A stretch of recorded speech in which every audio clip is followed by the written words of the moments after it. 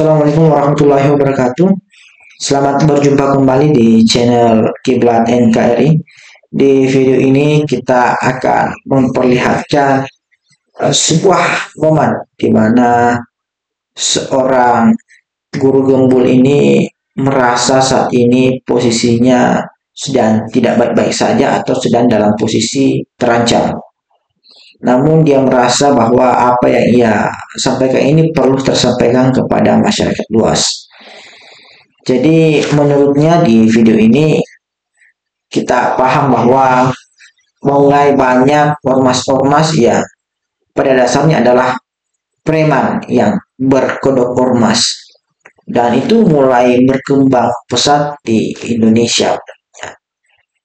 Dan salah satu ormas yang sudah mulai cukup terkenal juga itu yakni Laskar Bali, yang dimana kata guru gembul ini itu menaungi beberapa kelompok-kelompok lagi di bawahnya, dan tentu mereka ini cukup membahayakan. Jadi untuk lebih lengkapnya mari kita simak bagaimana penjelasan dari guru gembul persoalan ormas-ormas tersebut berikut ini.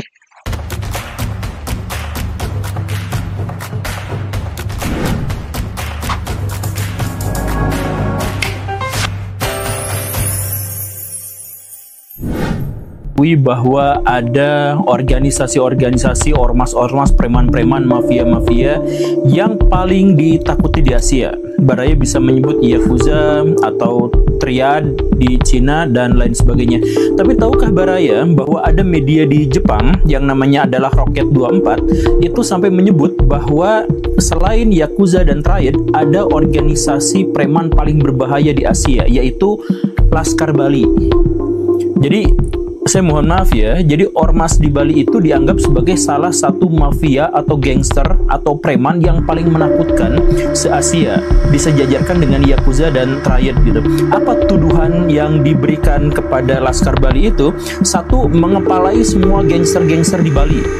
Itu klaimnya. Yang kedua, itu mereka melakukan pungli dan pemalakan ekstrim terhadap perusahaan-perusahaan, ya semua hal yang berhubungan dengan kegiatan ekonomi di Bali itu semuanya dipalakin sama mereka. Itu tuduhan yang kedua. Kemudian yang ketiga itu adalah banyak melakukan tindakan-tindakan kriminal.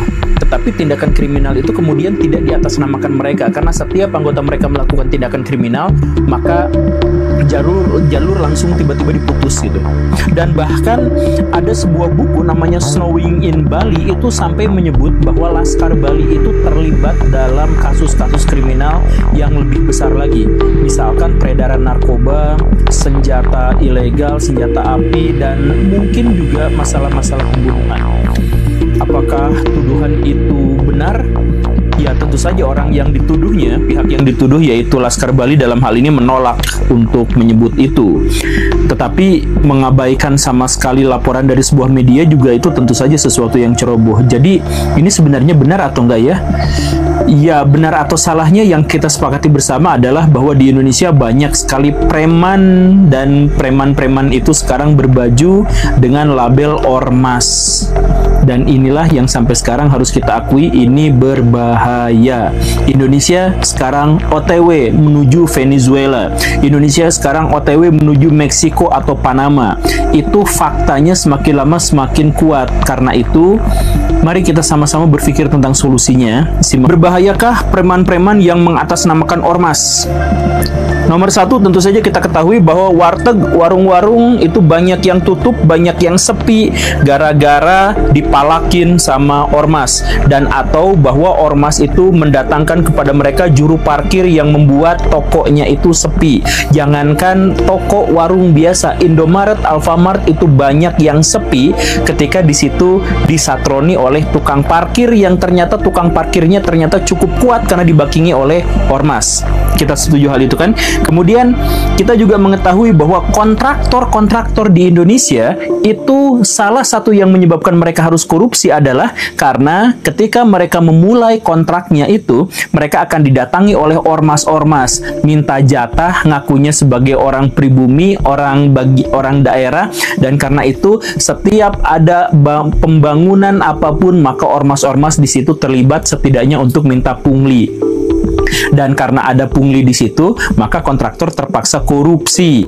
Dan akhirnya apa? Jalan atau jembatan itu menjadi lebih mahal dan atau ketahanannya lebih berkurang gara-gara korupsi itu. Ya gitu kan? Kita sepakati. Kemudian masalah berikutnya, ada banyak tempat-tempat pariwisata di Indonesia yang sepi sama sekali dari pengunjung gara-gara tiket masuknya dinaikin berkali-kali lipat oleh ormas-ormas.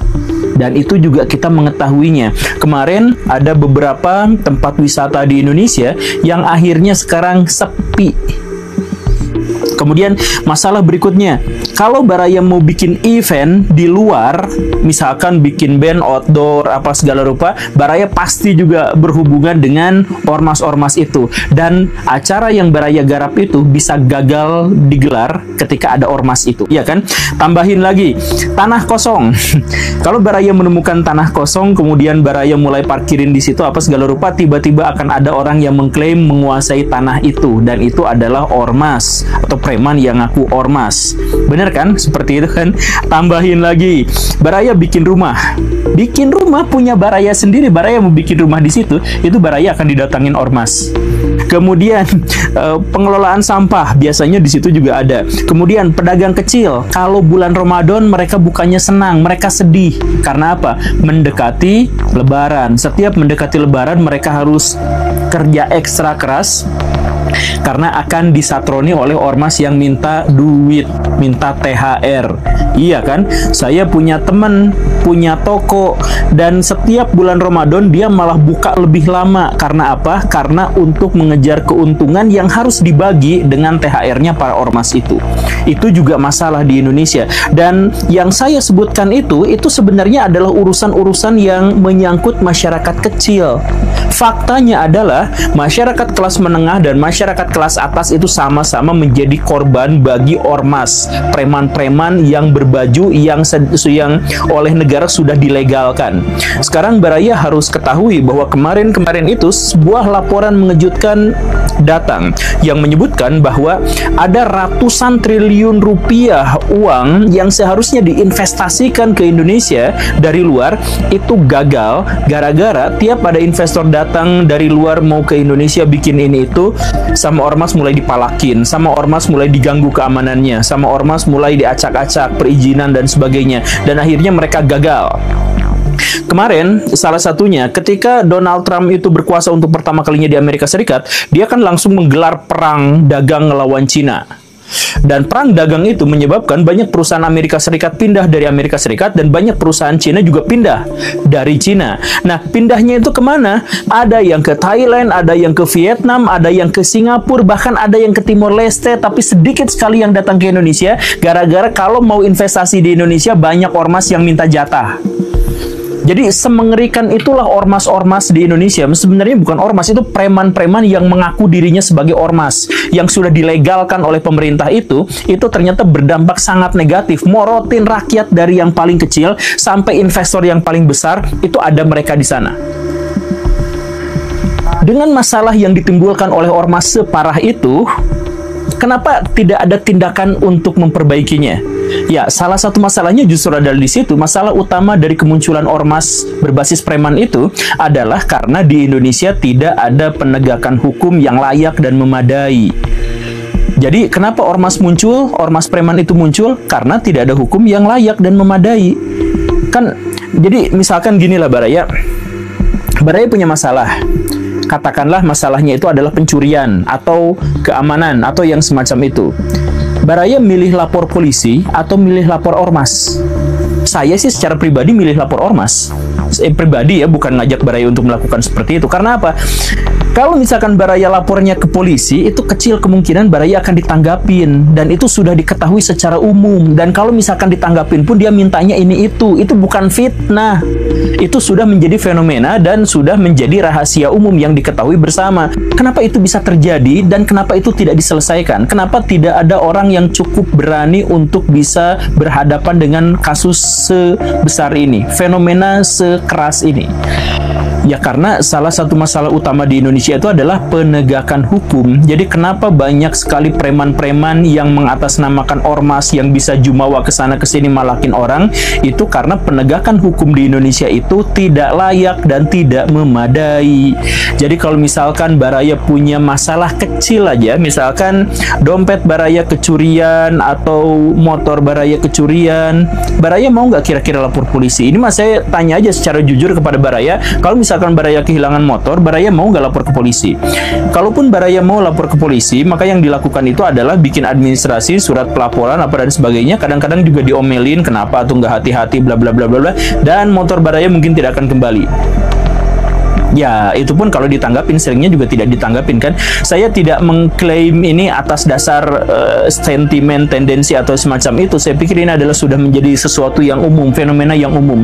Jadi kalau misalkan Baraya ngurus apa-apa sama polisi itu ternyata tidak bisa ditindaklanjuti, tidak digubris dan sebagainya, disitulah kemudian muncul ormas. Coba cek misalkan yang tadi Laskar Bali yang dituding sebagai salah satu gangster paling berbahaya di Asia itu. Kita wawancara berapa orang yang di Bali, pengusaha-pengusaha yang di Bali, ternyata memang ormas itu memang suka minta pungli, itu benar.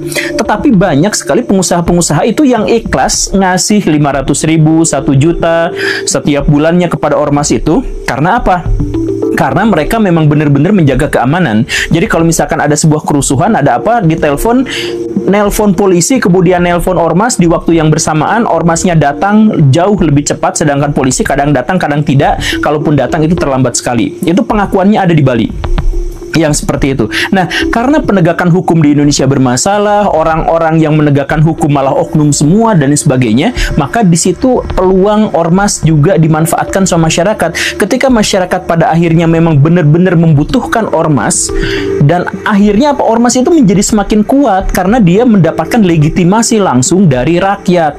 Rakyat membutuhkan apa-apa, ormas datang. Ya, walaupun dia minta pungli, setidaknya dia bertanggung jawab pada bagian itu saja ya, bertanggung jawab atas apa yang diamanahkan kepada dia gitu, daripada lapor polisi.